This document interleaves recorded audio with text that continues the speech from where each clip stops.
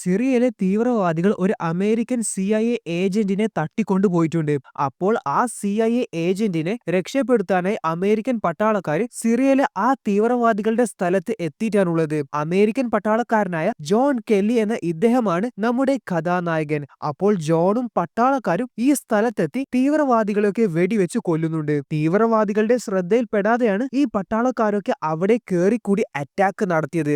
Robert റിട്ടർ എന്ന ഈ ഓഫീസറാണ് അറ്റാക്കിന്റെ മുഴുവൻ പ്ലാനും റെഡിയാക്കിയത്. അദ്ദേഹമാണ് പട്ടാളക്കാരോട് അത് സിറിയൻ തീവ്രവാദികളാണ് എന്ന് ഇൻഫോർമേഷൻ കൊടുത്തത്. പക്ഷേ റോബർട്ടിന്റെ പല പ്ലാൻസിലും എന്തൊക്കെയോ കള്ളത്തരങ്ങൾ ഉള്ളതുപോലെ ജോണിന് തോന്നുന്നുണ്ട്.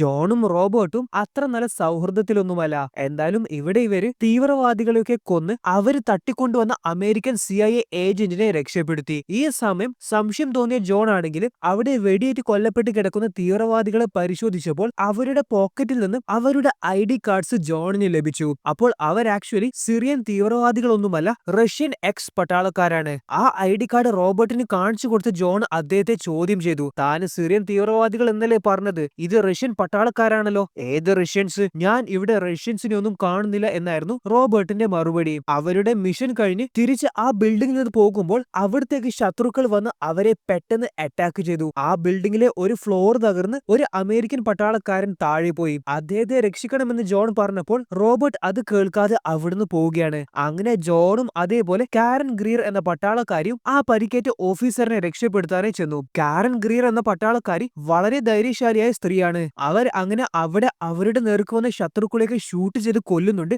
ഈ സമയം അവിടെ ഒളിപ്പിച്ചു വെച്ചിട്ടുള്ള ആയുധങ്ങളൊക്കെ ജോൺ കണ്ടു. അതൊക്കെ റഷ്യൻ മാഫിയാസിന്റെ വെപ്പൺസ് ആണ്. അതായത് ഈ സ്ഥലത്ത് നിന്ന് റഷ്യൻ മാഫിയാസ് $1 മില്യൺ വെപ്പൺ ഡീൽ നടത്താൻ ഇരുന്നതാണ്. എന്തായാലും പരിക്കേറ്റ ആ അമേരിക്കൻ പട്ടാളക്കാരനെ രക്ഷപ്പെടുത്താൻ ജോണിന് സാധിച്ചിട്ടില്ല. അദ്ദേഹം മരണപ്പെട്ടു. മിഷൻ കഴിഞ്ഞ് അവര് തിരിച്ച് ഹെലികോപ്റ്ററിൽ പോകുമ്പോൾ ജോൺ റോബർട്ടുമായി വഴക്കാവുന്നുണ്ട്. ഇവരാരും സിറിയൻ തീവ്രവാദികളല്ല, അവരൊക്കെ റഷ്യൻ എക്സ് മിലിറ്ററീസും റഷ്യൻ മാഫിയാസുമാണ്. അപ്പോ അതൊക്കെ പറഞ്ഞ് ജോൺ റോബർട്ടുമായി തർക്കിക്കുന്നുണ്ട്. അതേപോലെ അവരുടെ ഒരു പട്ടാളക്കാരനും ഈ മിഷനിൽ കൊല്ലപ്പെട്ടതിന്റെ നല്ല ദേഷ്യവും സങ്കടവും ജോണിനുണ്ട്. എന്തായാലും ഈ അമേരിക്കൻ പട്ടാളക്കാർ അവര് അറ്റാക്ക് നടത്തിയ റഷ്യൻസിന്റെ ആ ബിൽഡിംഗ് ഒട്ടാകെ ബോംബ് വെച്ച് തകർത്തിട്ടുണ്ട്. അതായത് അവിടെയുള്ള $മില്യൺസ് വില വരുന്ന വെപ്പൺസ് ആണ് അമേരിക്കൻ പട്ടാളക്കാർ നശിപ്പിച്ചത്. ഇനിയുള്ള കഥ ഈ സംഭവം നടന്ന് 3 മാസങ്ങൾക്ക് ശേഷമുള്ളതാണ്. വാഷിംഗ്ടൺ DC-യിലാണ് നമ്മുടെ ജോൺ കുടുംബമായി സന്തോഷത്തോടെ ജീവിക്കുന്നത്. ഇതാണ് ജോണിന്റെ ഭാര്യ മിസിസ് പാം കെല്ലി ജോൺ. പുള്ളിക്കാരി ഗർഭിണിയാണ്. അവരുടെ ആദ്യത്തെ കുട്ടിയെ ഭൂമിയിലേക്ക് സ്വാഗതം ചെയ്യാൻ രണ്ടുപേരും നല്ല സന്തോഷത്തിലാണ്. അതേപോലെ അവർക്ക് ജനിക്കാനായി പോകുന്നത് ഒരു പെൺകുട്ടിയാണ്. അതേപോലെ നമ്മുടെ ജോൺ തന്റെ മിലിറ്ററി കരിയറിൽ വലിയ ഒരു മാറ്റം വരുത്താനായി പോവുകയാണ്. അതായത് അദ്ദേഹം പട്ടാളത്തിൽ നിന്ന് റിട്ടയർ ചെയ്ത് പ്രൈവറ്റ് സെക്യൂരിറ്റി ആയിട്ട് ജോയിൻ ചെയ്യാൻ ഒരുങ്ങുകയാണ്. ഗൈസ്, അന്ന് സിറിയയിലെ അറ്റാക്ക് നടത്തിയ ജോണിന്റെ ടീമിലെ ഒരു പട്ടാളക്കാരനാണ് ഇദ്ദേഹം. അപ്പോൾ ഇവിടെ അദ്ദേഹം തന്റെ കുടുംബത്തിന്റെ കൂടെ സന്തോഷത്തോടെ സമയം ചിലവഴിക്കുന്നതായി കാണാം. അങ്ങനെ അദ്ദേഹം വീട്ടിൽ നിന്ന് പുറത്തേക്ക് വേസ്റ്റ് കളയാനായി ചെന്നതാണ്. ആ സമയമാണ് ഒരു വാന് വളരെ വേഗത്തിൽ വന്ന് അദ്ദേഹത്തെ ഇടിച്ചിട്ട് നിർത്താതെ പോയത്. ആ പട്ടാളക്കാരൻ മരണപ്പെട്ടു. ആൻഡ് ഇത് വെറും ഒരു ആക്സിഡന്റ് മാത്രമല്ല. ഇവിടെ ജോണിന്റെ ടീമിലെ മറ്റൊരു പട്ടാളക്കാരൻ തന്റെ ഭാര്യയോട് ഫോണിൽ സംസാരിച്ച് വീട്ടിലേക്ക് പോകുന്ന വഴിയാണ്. അപ്പോൾ ഭാര്യ അദ്ദേഹത്തോട് നിങ്ങൾ വരാൻ ലേറ്റ് ആവോ എന്നൊക്കെ ചോദിക്കുന്നുണ്ട്. ഏയ്, ഞാൻ ഓൺ ദ വേ ആണ്, ചെറിയ ട്രാഫിക് ഉണ്ട്, പെട്ടെന്ന് തന്നെ വരും എന്നൊക്കെ അദ്ദേഹം ഭാര്യയോട് പറയുന്നുണ്ട്. അപ്പോൾ ഈ സമയത്ത് പെട്ടെന്ന് അദ്ദേഹത്തിന്റെ മുന്നിൽ ഒരു വാന് വന്ന് ബ്ലോക്ക് ചെയ്തു. ആ വാനിൽ നിന്ന് ഒരുത്തൻ തോക്കുമായി പുറത്തു വന്ന് അദ്ദേഹത്തെ വെടിവെച്ച് കൊല്ലുകയാണ്. ഭാര്യ ഫോണിൽ ശബ്ദം കേട്ട് പേടിച്ച് കാര്യമൊക്കെയുണ്ട്. ഇതേപോലെ നമ്മുടെ ജോൺ തന്റെ ഗർഭിണിയായ ഭാര്യയെ കൂട്ടി ഒന്ന് പുറത്ത് ഷോപ്പിങ്ങിനൊക്കെ പോയി തിരിച്ച് വീട്ടിൽ വന്നതാണ്. ശേഷം അവര് സന്തോഷത്തോടെ അവർക്ക് ജനിക്കാനായി പോകുന്ന മകളെ കുറിച്ചും അവരുടെ ഭാവി പ്ലാൻസിനെ കുറിച്ചൊക്കെ സംസാരിക്കുകയാണ്. അങ്ങനെ കഥ പറച്ചിലൊക്കെ കഴിഞ്ഞപ്പോൾ ഭാര്യ ജോണോട് പറയാണ്, എനിക്കിന്ന് നല്ല ക്ഷീണമുണ്ട്, ഇന്ന് ഞാൻ നേരത്തെ കിടന്നുറങ്ങും. ഓക്കെ, ഗുഡ് നൈറ്റ് എന്ന് പറഞ്ഞ് ജോൺ വീട്ടിലെ താഴത്തെ ഫ്ലോറിലേക്ക് പോവുകയാണ്. സോഫയിൽ കിടന്ന് ജോൺ ഹെഡ്ഫോൺസ് വെച്ച് പാട്ട് കേൾക്കുകയാണ്. ഈ സമയം ജോണിന്റെ വീട്ടിന്റെ പുറത്ത് 4 പേര് വന്നതായി കാണാം. അവര് ജോണിന്റെ വീട്ടിലെ ഇലക്ട്രിസിറ്റി കട്ട് ചെയ്തു. പക്ഷെ ഇതൊന്നും ജോൺ അറിയുന്നില്ല. അദ്ദേഹം ഹൈ വോളിയത്തിൽ പാട്ട് കേൾക്കുകയാണ്. പക്ഷെ പെട്ടെന്ന് തന്റെ ലാപ്ടോപ്പ് ചാർജ് തീർന്ന് ഓഫായി. അപ്പോഴാണ് ജോൺ വീട്ടിൽ കറണ്ട് പോയത് മനസ്സിലാക്കിയത്. ഇവിടെ ആ 4 പേര് ജോണിന്റെ വീട്ടിൽ കയറിയതായി കാണാം. സോ കറണ്ട് ഇല്ലാത്തത് കൊണ്ട് മുഴുവൻ നിശബ്ദതയാണ്. ജോണിന് മനസ്സിലായി ആരോ വീട്ടിൽ കയറിയിട്ടുണ്ട് എന്ന്. ജോൺ തന്റെ തോക്കെടുത്ത് ബുള്ളറ്റ്സ് റീലോഡ് ചെയ്തു. കയ്യിൽ ഒരു ടോർച്ചും എടുത്തു. ഇവിടെ 2 പേര് ജോണിന്റെ ഭാര്യ ഉറങ്ങിക്കിടക്കുന്ന റൂമിൽ കയറി. എന്നിട്ട് അതിലെ ഒരുത്തൻ ജോണിന്റെ ഭാര്യ സൈലൻസർ ഘടിപ്പിച്ച തോക്ക് വെച്ച് വെടിവെച്ച് കൊന്നുകളഞ്ഞു. ശേഷം അവൻ അവന്റെ കൂടെ വന്നവനും വെടിവെച്ച് കൊന്നു.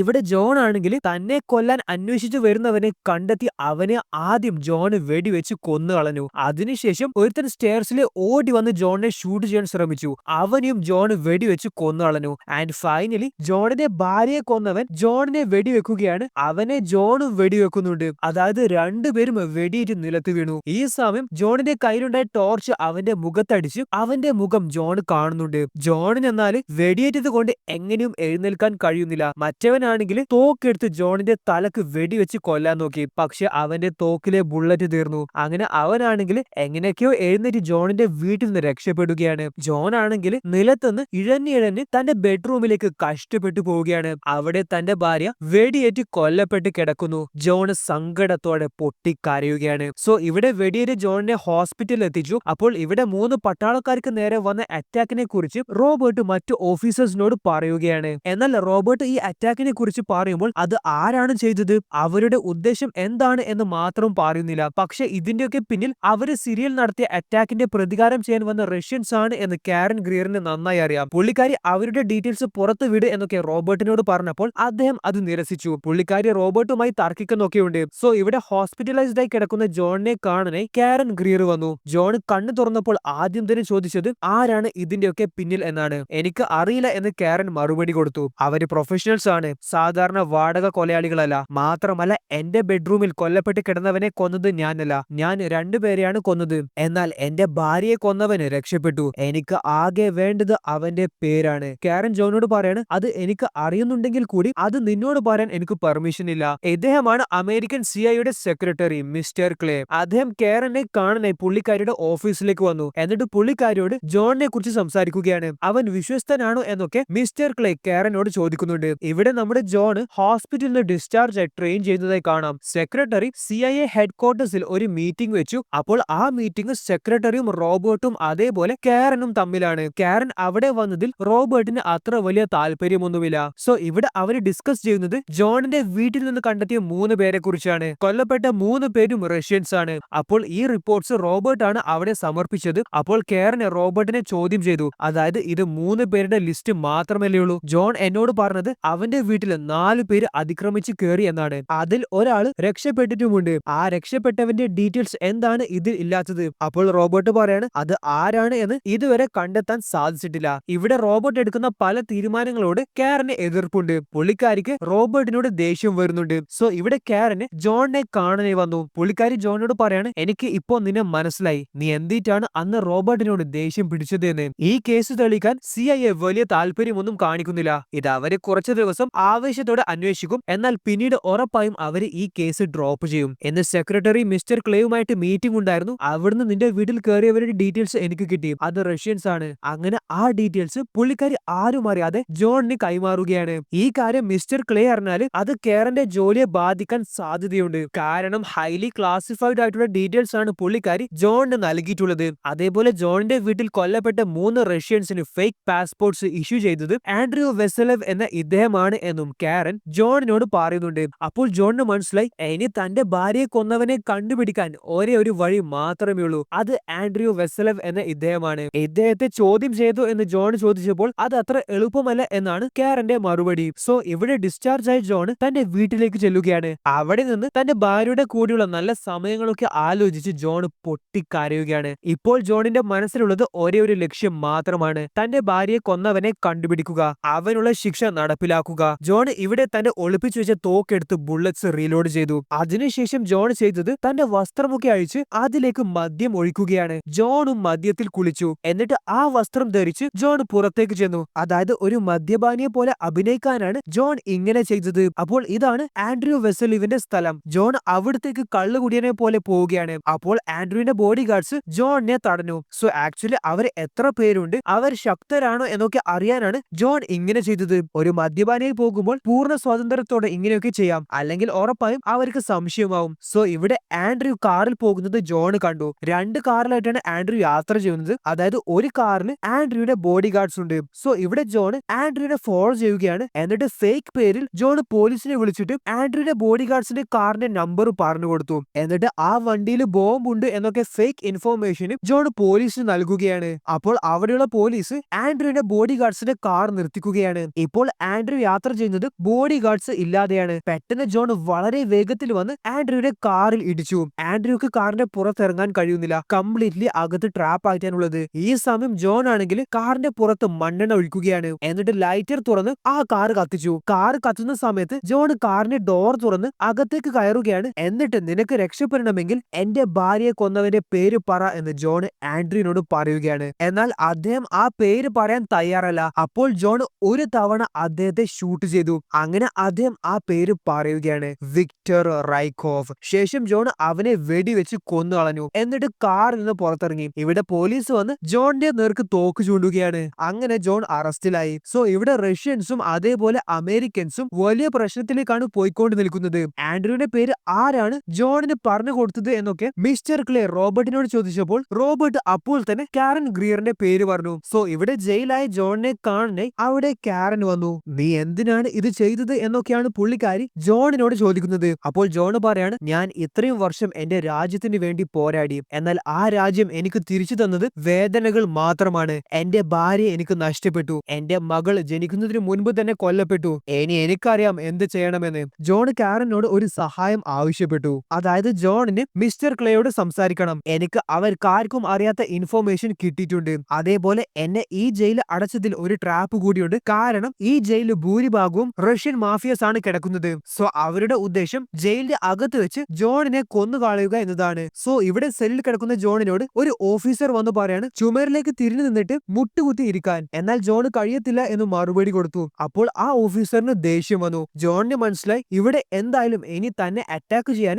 ഒരുപാട് ഓഫീസേഴ്സ് വരുമെന്ന്. അപ്പോൾ ജോൺ അതിന് റെഡി ആവുകയാണ്. തന്റെ ഷർട്ട് അഴിച്ച് അത് ബേസിനിലിട്ട് ടാപ്പിലെ വെള്ളം തുറന്നിട്ടു. അപ്പോൾ അവിടെ നിലത്ത് വെള്ളം കെട്ടുന്നതായി കാണാം. ഓഫീസേഴ്സ് ജോണിനെ അറ്റാക്ക് ചെയ്യാൻ സെല്ലിലേക്ക് കയറിയപ്പോൾ അവരൊക്കെ വളരെ നിസ്സാരമായിട്ട് ജോൺ തിരിച്ച് അറ്റാക്ക് ചെയ്യുകയാണ്. മാത്രമല്ല ഒരു ഓഫീസറിന്റെ കഴുത്ത് ജോൺ പിടിച്ചു വെച്ചു. എന്നിട്ട് മറ്റുള്ള ഓഫീസേഴ്സിനോട് കഥ കടക്ക് അല്ലെങ്കിൽ ഞാൻ ഇവന്റെ കഴുത്ത് ഞെരിച്ചു കൊല്ലുമെന്ന് ഭീഷണിപ്പെടുത്തുകയാണ്. അങ്ങനെ പേടിച്ചിട്ട് ഓഫീസേഴ്സ് എല്ലാവരും സെല്ലിന്റെ പുറത്തുപോയി സെല്ലിന്റെ കഥ കടക്കുകയാണ്. സോ ഇവിടെ ജോണിനോട് സംസാരിക്കാനായി തോമസ് എന്ന ഓഫീസർ വന്നു. അദ്ദേഹം ജോണിന് ഫോൺ കൊടുത്തിട്ട് ഇത് നിനക്കുള്ള കോൾ ആണ് എന്ന് പറയുകയാണ്. അപ്പോൾ കോളിലുള്ളത് കാരൻ ഗ്രിയർ ആണ്. പുള്ളിക്കാരി ജോണിനോട് പ്രശ്നമുണ്ടാക്കരുത്, നിന്നെ ഇപ്പോൾ ഈ ജയിലിൽ നിന്ന് റിലീസ് ചെയ്യുകയാണ് എന്ന് പറയുകയാണ്. അങ്ങനെ ജോൺ ആ ജയിലിൽ നിന്ന് റിലീസായി. സോ ഇവിടെ അവര് ജോണിനെ കൂട്ടിക്കൊണ്ടുപോയത് മിസ്റ്റർ ക്ലേന്റെ അടുത്തേക്കാണ്. അവിടെ റോബോട്ടും അതേപോലെ കാരനൊക്കെ ഉണ്ട്. നിനക്ക് ഒരു ഇൻഫോർമേഷൻ കിട്ടിയിട്ടുണ്ട് എന്ന് കാരൻ എന്നോട് പറഞ്ഞു. അത് എന്താണ് എന്ന് മിസ്റ്റർ ക്ലേ ചോദിച്ചപ്പോൾ വിക്ടർ റൈക്കോവ് എന്ന പേര് ജോൺ പറയുകയാണ്. നിനക്ക് ആ പേര് എവിടുന്ന് കിട്ടി? എന്റെ വീട്ടിൽ കയറി എന്റെ ഭാര്യയെ കൊന്നത് അവനാണ്. അപ്പോൾ റോബോട്ട് പറയാണ്, വിക്ടർ റൈക്കോവ് റഷ്യൻ മാഫിയയുടെ ഒരു അംഗമായിരുന്നു. എന്നാൽ അവൻ വർഷങ്ങൾക്ക് മുൻപ് മരണപ്പെട്ടു. അവൻ ഇപ്പോൾ ജീവനോടെയില്ല. മരണപ്പെട്ടു പോയ ഒരാൾ എങ്ങനെയാണ് നിന്റെ വീട്ടിൽ കയറി നിന്റെ ഭാര്യയെ കൊല്ലുക? അപ്പോൾ ജോൺ എന്റെ ഭാര്യയെ കൊന്നവന്റെ മുഖം ഞാൻ കണ്ടതാണ് എന്ന് പറഞ്ഞു. അപ്പോൾ അവര് ജോണിന് കുറച്ച് റഷ്യൻസിന്റെ ഫോട്ടോസ് കാണിച്ചു കൊടുത്തു. അതിൽ വിക്ടറിന്റെ ഫോട്ടോയും ഉണ്ട്. പറ ഇതിൽ നിന്ന് ആരെയാണ് നീ കണ്ടത്? അപ്പോൾ ജോൺ അവന്റെ മുഖം കാണിച്ചു കൊടുത്തു. ആൻഡ് അത് വേറെ ആരുമല്ല, അത് വിക്ടർ റൈക്കോവ് തന്നെയാണ്. അങ്ങനെ അവർക്ക് മനസ്സിലായി വിക്ടർ റൈക്കോവ് മരണപ്പെട്ടിട്ടില്ല. അവൻ അവന്റെ മരണം ഫേക്ക് ചെയ്തതാണ്. റോബർട്ട് മിസ്റ്റർ ക്ലേയോട് പറയാണ്, വിക്ടർ റൈക്കോവ് മരണപ്പെട്ടിട്ടില്ലെങ്കിൽ അവനെ എത്രയും പെട്ടെന്ന് കണ്ടെത്തണം, അവനെ അവസാനിപ്പിക്കണം. അങ്ങനെ അവര് റഷ്യയിലേക്ക് വിക്ടറിനെ അന്വേഷിച്ചു പോകാനുള്ള മിഷൻ പ്ലാൻ ചെയ്യുകയാണ്. ആ മിഷന്റെ ഭാഗമാകാൻ ജോണിന് കഴിയും. എന്നാൽ മിസ്റ്റർ ക്ലേ ജോണോട് പറയാണ്, മിഷൻ പൂർത്തീകരിച്ചതിനു ശേഷം നീ ചെയ്ത കുറ്റത്തിന്, അതായത് ആൻഡ്രൂവിനെ കൊന്ന കേസിൽ എന്തായാലും നീ നിന്റെ ജയിൽ ശിക്ഷ പൂർത്തീകരിക്കണം. അപ്പോൾ ഈ മിഷൻ പൂർത്തീകരിക്കുന്നത് വരെ ജോൺ ആൾ ഫ്രീ ആണ്. സോ എയർപോർട്ട് വഴി അവർക്ക് റഷ്യയിൽ കാലുകുത്താൻ സാധിക്കില്ല. സോ അവർ വിമാനത്തിൽ യാത്ര ചെയ്ത് വിമാനത്തിൽ നിന്ന് ചാടാനാണ് പ്ലാൻ. സോ ജോണിന്റെ ടീം യാത്ര ചെയ്യുന്നത് ഈ വിമാനത്തിലാണ്. പക്ഷെ റോബർട്ട് ഈ വിമാനത്തിലായിരിക്കത്തില്ല യാത്ര ചെയ്യുക, അവൻ മറ്റൊരു വിമാനത്തിലാണ് വരുന്നത്.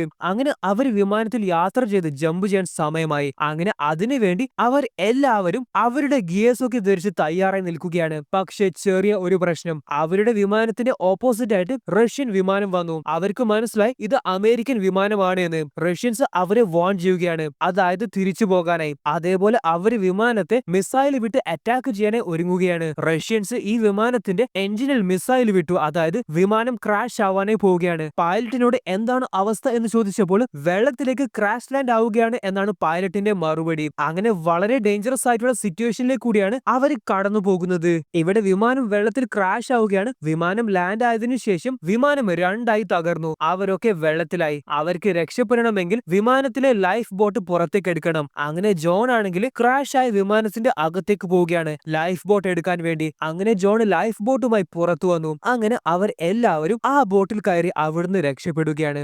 വലിയ ഒരു ദുരന്തത്തിൽ നിന്നാണ് അവരൊക്കെ ജീവനോടെ രക്ഷപ്പെട്ടത്. എന്തായാലും അവർ അവരുടെ ലക്ഷ്യസ്ഥലത്തെത്തി, അതായത് റഷ്യയില്. ഗൈസ്, എനിക്ക് നിങ്ങളുടെ ചെറിയൊരു ഹെൽപ്പ് വേണം. നമ്മുടെ വീഡിയോസ് കാണുന്ന 10% ആളുകൾ മാത്രമേ ചാനൽ സബ്സ്ക്രൈബ് ചെയ്തിട്ടുള്ളൂ. അപ്പോൾ സബ്സ്ക്രൈബ് ചെയ്യാത്തവർ ചാനൽ സബ്സ്ക്രൈബ് ചെയ്യുകയാണെങ്കിൽ നിങ്ങൾക്കായി കൂടുതൽ നല്ല നല്ല വീഡിയോസ് കൊണ്ടുവരാൻ അത് എനിക്കും ഒരു മോട്ടിവേഷൻ ആയിരിക്കും. So back to the story. ഇവിടെ മറ്റു പട്ടാളക്കാരോട് ജോൺ പറയാണ്, നമ്മൾക്ക് സംഭവിച്ചത് ഒരു ആക്സിഡന്റ് അല്ല, കരുതി കൂട്ടിയിട്ടുള്ള അറ്റാക്ക് ആണ്. അതിന്റെ പിന്നിലുള്ളത് റോബർട്ട് ആണ്. നമ്മൾ എല്ലാവരും ഒരു വിമാനത്തിൽ യാത്ര ചെയ്യുമ്പോൾ എന്തുകൊണ്ട് അവൻ മാത്രം അതിൽ വന്നിട്ടില്ല? എന്റെ ബലമായ സംശയം ഇതിലൊക്കെ അവന് പങ്കുണ്ട് എന്നാണ്. സോ ഇവിടെ റോബർട്ട് ആണെങ്കിൽ കുറച്ച് റഷ്യൻസിന്റെ കൂടെ ടിവിയിൽ വാർത്ത കാണുന്നതായി കാണാം. വാർത്തയിൽ കാണിക്കുന്നത് അമേരിക്കൻ പട്ടാളക്കാരുടെ വിമാനം ക്രാഷ് ആയതിനെ കുറിച്ചൊക്കെയാണ്. അങ്ങനെ റോബർട്ടിന്റെ വിചാരം അവരൊക്കെ ക്രാഷിൽ മരണപ്പെട്ടു എന്നാണ്. ആ സമയമാണ് ആ സ്ഥലത്തേക്ക് ജോണും പട്ടാളക്കാരും തോക്കുമായി വന്നത്. ഇവിടെ നമ്മൾ നോക്കുകയാണെങ്കിൽ ആ റഷ്യൻസിന്റെ മുന്നിൽ ഒരു പെട്ടിയിൽ വലിയ തുക പണമുണ്ട്. കാരൻ റോബർട്ടിനോട് ചോദിക്കുകയാണ്, റോബർട്ട്, എന്തിനാണ് ഈ പണം? ഇതിന്റെയൊക്കെ പിന്നിൽ നീയാണോ? ഏയ്, ഞാനല്ല എന്നൊക്കെ റോബർട്ട് പറഞ്ഞ് എക്സ്പ്ലെയിൻ ചെയ്യാൻ ശ്രമിക്കുമ്പോൾ ദേഷ്യത്തോടെ റോബർട്ടിനെ കൊല്ലാനായി ജോൺ റോബർട്ടിന്റെ നേർക്ക് തോക്ക് ചൂണ്ടി. നിന്നെ അന്ന് എനിക്ക് സംശയമുണ്ട്, നീയാണ് ഇതിന്റെയൊക്കെ പിന്നിൽ എന്നൊക്കെ ജോൺ പറഞ്ഞപ്പോൾ റോബർട്ട് പറയാണ്, നിങ്ങൾ എന്നെ തെറ്റിദ്ധരിച്ചു. ഞാൻ വിക്ടർ റൈക്കോവിനെ കണ്ടെത്താനാണ് ഇവിടെ വന്നത്. നിങ്ങൾക്ക് എന്നെ സംശയമുണ്ടെങ്കിൽ ആ റഷ്യൻസിനോട് ചോദിക്കും. അപ്പോൾ ആ റഷ്യൻസ് പറയുന്നത്, അദ്ദേഹം ഇവിടെ വന്നത് ഞങ്ങളോട് വിക്ടർ റൈക്കോവിനെ കുറിച്ച് ചോദിച്ചിട്ടാണ്. എന്നാൽ ഞങ്ങൾ അത് പറയാൻ തയ്യാറാവാത്തത് കൊണ്ട് അദ്ദേഹം ഞങ്ങൾക്ക് പണം ഓഫർ ചെയ്തു. പക്ഷെ അത് ഞങ്ങളുടെ ജീവന് തന്നെ ആപത്താണ് എന്നൊക്കെയാണ് ആ റഷ്യൻസ് പറയുന്നത്. അങ്ങനെ റോബർട്ടിന് ഇതിലൊന്നും പങ്കില്ല എന്ന് ജോണിനും പട്ടാളക്കാർക്കും മനസ്സിലായി. നിനക്ക് വട്ടാണ് വട്ട് എന്നൊക്കെ ജോണിനോട് പറഞ്ഞ് ദേഷ്യം പിടിച്ച് റോബർട്ട് അവിടുന്ന് ഇറങ്ങിപ്പോയി. എന്തായാലും ആ റഷ്യൻസും വിക്ടർ റൈക്കോവിന്റെ താമസ സ്ഥലം പട്ടാളക്കാർക്ക് പറഞ്ഞു കൊടുത്തിട്ടുണ്ട്. വിക്ടർ റൈക്കോവ് താമസിക്കുന്ന അപ്പാർട്ട്മെന്റിന്റെ ഓപ്പോസിറ്റ് ബിൽഡിംഗിൽ അവര് താമസിക്കുകയാണ്. തന്റെ തോക്കിലെ സ്കോപ്പ് വെച്ച് അവിടത്തേക്ക് ജോൺ നോക്കിയപ്പോൾ ജോണിന് മനസ്സിലായി ഇത് അവൻ തന്നെയാണ്, തന്റെ ഭാര്യയെ കൊന്ന വിക്ടർ റൈക്കോവ്. ജോണിന് വേണമെങ്കിൽ ഇപ്പോൾ തന്നെ അവനെ വെടിവെച്ച് കൊല്ലാം. എന്നാൽ ജോൺ അത് ചെയ്തിട്ടില്ല. കാരണം അവനെ ജോണിന് നേരിട്ട് കാണണം. സോ ഇന്ന് രാത്രിയാണ് അവർ മിഷൻ ചെയ്യാനായി പോകുന്നത്. അതായത് വിക്ടർ റൈക്കോവ് താമസിക്കുന്ന അപ്പാർട്ട്മെന്റിലേക്ക് അവനെ പിടിക്കാനായി അമേരിക്കൻ പട്ടാളക്കാർ പോകുന്നത്. ഇതൊരു മിഷൻ ആയിട്ടാണ് പട്ടാളക്കാർ ചെയ്യുന്നത്. എന്നാൽ ജോണിന് അത് അങ്ങനെയല്ല, തന്റെ ഭാര്യയെ കൊന്നതിന്റെ പ്രതികാരമാണ്. അതായത് ജോണിന് ഇത് പേഴ്സണൽ ആണ്. അപ്പോൾ ജോൺ വിക്ടറിന്റെ റൂമിന്റെ അടുത്തെത്താനായപ്പോൾ ജോൺ മാത്രം അവിടെ അകത്ത് കയറി ബാക്കിയുള്ള പട്ടാളക്കാരെ പുറത്ത് പൂട്ടി ലോക്ക് ചെയ്തു. അവര് ജോണിനോട്, നീ എന്താണ് ഈ കാണിക്കുന്നത്? നീ തനിച്ചു പോകുന്നത് സേഫ് അല്ല എന്നൊക്കെ പറയുന്നുണ്ടെങ്കിലും അതൊന്നും കാര്യമാക്കാതെ ജോൺ തനിച്ചു പോവുകയാണ്. സോ ഇവിടെ ജോൺ വിക്ടർ റൈക്കോവിന്റെ അടുത്തെത്തി. അദ്ദേഹം എന്നാൽ സൂയിസൈഡ് ബോംബ് ധരിച്ചിട്ടാണുള്ളത്. അതായത് അദ്ദേഹം മരിക്കാൻ തയ്യാറായി നിൽക്കുകയാണ്. അദ്ദേഹം ജോണിനോട് പല കാര്യങ്ങൾ പറയുകയാണ്. അതായത്, നീ എന്നെ കൊല്ലാൻ വന്നത് ഞാൻ നിന്റെ ഭാര്യയെ കൊന്നത് കൊണ്ടാണ് അല്ലെ? പക്ഷെ നീ ഒരു കാര്യം മനസ്സിലാക്കണം, ഞാനും നീയും എല്ലാം ഒരേ രാജാവിന്റെ പടയാളികളാണ്. എനിക്ക് നിന്നോട് ഒരു ശത്രുതയുമില്ല. അതും പറഞ്ഞ് അദ്ദേഹം സ്വയം ബോംബ് പൊട്ടി മരിക്കുകയാണ്. ബോംബ് പൊട്ടുന്ന സമയം ജോൺ പിന്നോട്ടേക്ക് നീങ്ങിയത് കൊണ്ട് ജോൺ രക്ഷപ്പെട്ടു. ഇപ്പോൾ ഇവിടെ ഒരുപാട് കൺഫ്യൂഷൻസ് ആണ് നിലനിൽക്കുന്നത്. എന്താണ് നടന്നത്, അദ്ദേഹം എന്താണ് ഉദ്ദേശിച്ചത് എന്നൊന്നും ജോണിന് മനസ്സിലായിട്ടില്ല. എന്തായാലും ഇവിടെ മറ്റു പട്ടാളക്കാര് ജോണിന്റെ അടുത്തേക്ക് ഓടിയെത്തി. ജോൺ അവരോട് പറയാണ്, നമ്മളല്ല അവനെ തേടി ഇവിടെ വന്നത്, അവൻ ഞങ്ങളെ ഇവിടെ വരുത്തിയതാണ്. ഇതിൽ എന്തോ കളിയുണ്ട്. ഈ സമയം തൊട്ടപ്പുറമുള്ള ബിൽഡിംഗിൽ നിന്ന് ഷൂട്ടേഴ്സ് ഷൂട്ട് ചെയ്യാൻ ആരംഭിച്ചു. ഡലാസ് എന്ന പട്ടാളക്കാരന് വെടിയേൽക്കുകയും ചെയ്തു. ഡലാസ് അവിടെ നിലത്ത് കിടക്കുകയാണ്. ഡലാസിനെ ഇവർക്ക് രക്ഷിക്കാൻ കഴിയുന്നില്ല. കാരണം ഷൂട്ടർ നിർത്താതെ വെടിവെച്ചുകൊണ്ടേ നിൽക്കുന്നുണ്ട്. പക്ഷെ ഇവർക്ക് എവിടുന്നാണ് ഷൂട്ടർ വെടിവെക്കുന്നത് എന്നൊന്നും കാണുന്നില്ല. കാരണം ഷൂട്ടർ സ്നൈപ്പർ ഉപയോഗിച്ച് ദൂരെ നിന്നാണ് വെടിവെക്കുന്നത്. ജോൺ ഡലാസിനോട്, നീ പേടിക്കേണ്ട, നിന്നെ ഞാൻ തനിച്ചാക്കില്ല, ഞാൻ എന്തായാലും നിന്നെ രക്ഷിക്കുമെന്ന് പറയുന്നുണ്ട്. അവിടെ പൊട്ടിയ ഒരു മിറർ ജോണിന് കിട്ടി. അത് വെച്ച് എവിടുന്നാണ് ഷൂട്ടർ വെടിവെക്കുന്നത് എന്ന് ജോൺ നോക്കിയപ്പോൾ ജോണിന് മനസ്സിലായി തൊട്ടപ്പുറമുള്ള ബിൽഡിംഗിന്റെ സെക്കൻഡ് ഫ്ലോറിൽ നിന്നാണ് ഷൂട്ടർ സ്നൈപ്പർ വെച്ച് ഷൂട്ട് ചെയ്യുന്നത്.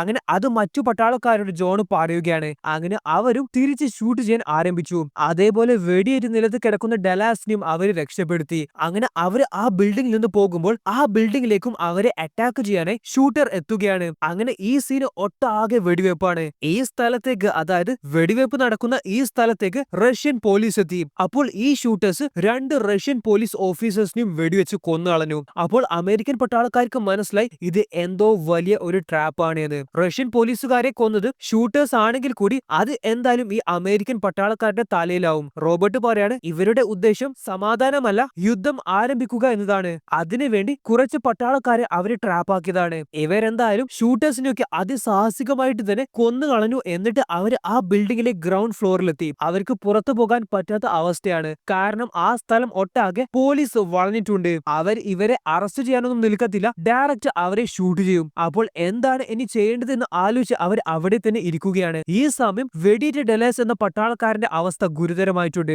അദ്ദേഹം ഇവരോട് പറയാണ്, എന്റെ ഭാര്യയും മക്കളെയും നിങ്ങൾ കാണാനായി പോകണം. അവരോട് എനിക്ക് അവരെ ഒരുപാട് ഇഷ്ടമായിരുന്നു എന്ന് പറയണം. അങ്ങനെ അതും പറഞ്ഞ് ഡെലാസ് മരണപ്പെടുകയാണ്. എന്തായാലും ഇവിടെ ധീരനായ ജോൺ ഒരു തീരുമാനം എടുക്കുകയാണ്. തന്റെ ടീംമേറ്റ്സിനോട് ജോൺ പിൻവശത്തെ കൂടി രക്ഷപ്പെടാനായി പറയുകയാണ്. ഞാൻ റൂഫ് ടോപ്പിൽ ചെന്ന് പോലീസിനെ ഡിസ്ട്രാക്ട് ചെയ്തോളാം. അപ്പോൾ അവരെല്ലാവരും ജോണിനോട് അപ്പോൾ നീ വരില്ലേ എന്നൊക്കെ ചോദിക്കുകയാണ്. ഞാൻ അമേരിക്കയിലേക്ക് തിരിച്ചു വന്നാലും എന്തായാലും ഞാൻ ജയിലിൽ കിടക്കണം, എനിക്ക് ഇവിടുന്ന് മരിക്കാൻ ഭയമില്ല. അങ്ങനെ ജോൺ റൂഫ് ടോപ്പിലേക്ക് പോവുകയാണ്.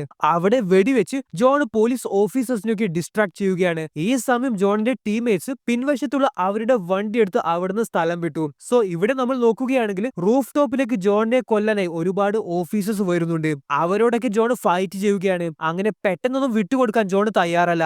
അവിടെ വെടിവെപ്പ് നടക്കുന്ന സമയം ജോൺ ഒരു ഓഫീസറിനെ കൊല്ലുകയാണ്. അതിനുശേഷം ആ ഓഫീസറിനെ പിടിച്ച് അദ്ദേഹത്തിന്റെ യൂണിഫോം ജോൺ ധരിച്ചു. ശേഷം ജോൺ ഗ്രനേഡറിന് അവിടെ പൊട്ടിത്തെറിപ്പിച്ചു. അങ്ങനെ അതിനുശേഷം ജോൺ ആ ബിൽഡിംഗിൽ നിന്ന് പുറത്തു വന്നു. ഓഫീസറിന്റെ യൂണിഫോമിലായതുകൊണ്ട് തന്നെ ആരും ജോണിനെ തിരിച്ചറിഞ്ഞിട്ടില്ല.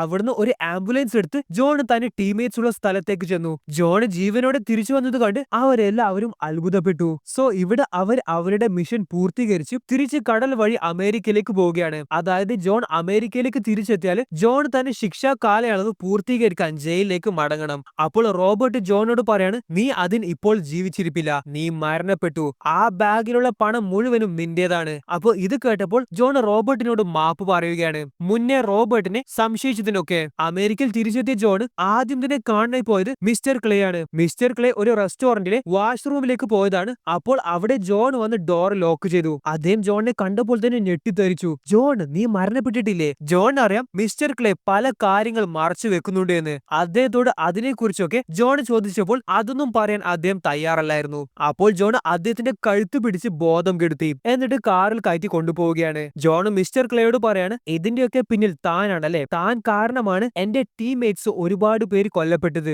എന്റെ ഭാര്യ കൊല്ലപ്പെട്ടത്. ഇതിന്റെയൊക്കെ ഉത്തരം പറയാതെ ഞാൻ തന്നെ വെറുതെ വിടത്തില്ല. ജോൺ കാറിലെ മാപ്പ് കാണിച്ചു കൊടുത്തു. അപ്പോൾ ജോൺ ഇപ്പോൾ പോയിക്കൊണ്ടിരിക്കുന്നത് മിസ്റ്റർ ക്ലേയുടെ വീട്ടിലേക്കാണ്. നീ എന്റെ ചോദ്യങ്ങൾക്ക് മറുപടി തന്നിട്ടില്ലെങ്കിൽ നിന്റെ കൺമുന്നിൽ വെച്ച് നിന്റെ കുടുംബത്തെ ഒട്ടാകെ ഞാൻ കൊല്ലുമെന്ന് ജോൺ മിസ്റ്റർ ക്ലേയെ ഭീഷണിപ്പെടുത്തി. അങ്ങനെ അദ്ദേഹം എല്ലാം തുറന്നു പറയുകയാണ്. അതായത് നമ്മുടെ രാജ്യത്തിന് വളരെ പവർഫുൾ ആയിട്ടുള്ള ശത്രു വേണം. അങ്ങനെ യുദ്ധം ഉണ്ടാവുകയാണെങ്കിൽ അവിടെ നഷ്ടങ്ങൾ മാത്രമല്ല ഉണ്ടാവുക, സാമ്പത്തികമായിട്ട് പല നേട്ടങ്ങളും ഉണ്ടാവും. കപ്പല്, ടാങ്ക്സ്, ആയുധങ്ങൾ, അങ്ങനെ വലിയ ബിസിനസ് തന്നെയാണ് നടക്കുക. അപ്പോൾ ഇങ്ങനെ ബിസിനസ് നടക്കണമെങ്കിൽ രാജ്യത്ത് യുദ്ധം ഉണ്ടാവണം, അതേപോലെ ഒരു ശത്രു വേണം. അതിനാണ് ഇതൊക്കെ. അങ്ങനെ മിസ്റ്റർ ക്ലേ സത്യങ്ങളെല്ലാം തുറന്നു പറഞ്ഞതിന് ശേഷം ജോൺ ഡ്രൈവ് ചെയ്യുമ്പോൾ സീറ്റ് ബെൽറ്റ് ധരിക്കുന്നത് കാണാം. ശേഷം ജോൺ കാർ പാലത്തിൽ നിന്ന് താഴേക്ക് ക്രാഷ് ചെയ്യുകയാണ്. അതായത് വെള്ളത്തിലേക്കാണ് കാർ ക്രാഷ് ആയത്. അങ്ങനെ മിസ്റ്റർ ക്ലേ ശ്വാസം മുട്ടി മരണപ്പെട്ടു. ജോൺ ഇവിടെ തന്റെ ഭാര്യയെ കുറിച്ച് ആലോചിച്ച് സങ്കടത്തോടെ കരയുകയാണ്. അങ്ങനെ നമ്മുടെ കഥാനായകനായ ജോണും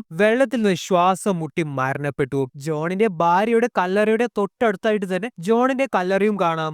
അവരുടെ കല്ലറകൾ സന്ദർശിച്ചതിനു ശേഷം കാരൻ തന്റെ വണ്ടിയിൽ കയറിയപ്പോൾ റേഡിയോയിൽ ജോണിന്റെയും മിസ്റ്റർ ക്ലേയുടെയും മരണ വാർത്തയാണ് പറയുന്നത്. അതിൽ മിസ്റ്റർ ക്ലേയുടെ അഴിമതികളെ കുറിച്ചും പറയുന്നുണ്ട്. അപ്പോൾ കാരന് റേഡിയോ ഓഫ് ചെയ്തപ്പോൾ ബാക്ക് സീറ്റിൽ നിന്ന് ഒരാള് എന്തിനാണ് അത് ഓഫ് ചെയ്തത് എന്ന് ചോദിക്കുകയാണ്. ആൻഡ് അത് വേറെ ആരുമല്ല, നമ്മുടെ ജോൺ തന്നെയാണ്. യെസ്, ജോൺ മരണപ്പെട്ടിട്ടില്ല. വെള്ളത്തിൽ ജോണിനെ രക്ഷിക്കാനായി കാരൻ അവിടെ വന്നിട്ടുണ്ടായിരുന്നു. അതേപോലെ കാറിൽ നിന്ന് ജോൺ മിസ്റ്റർ ക്ലേയുമായിട്ടുള്ള സംഭാഷണം റെക്കോർഡ് ചെയ്തിട്ടുണ്ട്. ആ റെക്കോർഡിംഗ്സ് റോബർട്ട് ആണ് CIA ഏൽപ്പിച്ചത്. അങ്ങനെയാണ് സത്യങ്ങൾ പുറം ലോകം അറിഞ്ഞത്. ഇവിടെ കാരന് ജോണിന് പുതിയ പാസ്പോർട്ട് നൽകുകയാണ്. റോബർട്ട് ആണ് ഈ പാസ്പോർട്ട് സംഘടിപ്പിച്ചു കൊടുത്തത്. ജോൺ കെല്ലി എന്ന നമ്മുടെ ഹീറോന്റെ ഇപ്പോഴത്തെ പുതിയ പേര് ജോൺ ക്ലാർക്ക് എന്നാണ്. അങ്ങനെ ജോൺ അമേരിക്ക വിട്ടു. അതായത് ജോൺ മരണപ്പെട്ടു എന്ന് എല്ലാവരും വിശ്വസിച്ചത് കൊണ്ട് തന്നെ ജോണിന് ജയിലിൽ കിടക്കേണ്ട കാര്യമില്ല. ഒരു വർഷത്തിനു ശേഷം ജോണിനെ കാണാനായി റോബർട്ട് വന്നു. പുതിയ ഒരു മിഷൻ ചെയ്യാനുണ്ട് എന്ന് പറയാനാണ് റോബർട്ട് ജോണിനെ കാണാനായി വന്നത്. അതായത് ജോൺ വീണ്ടും തിരിച്ച് ചാർജ് എടുക്കാനായി പോവുകയാണ്. ഇവിടെയാണ് കഥ അവസാനിക്കുന്നത്.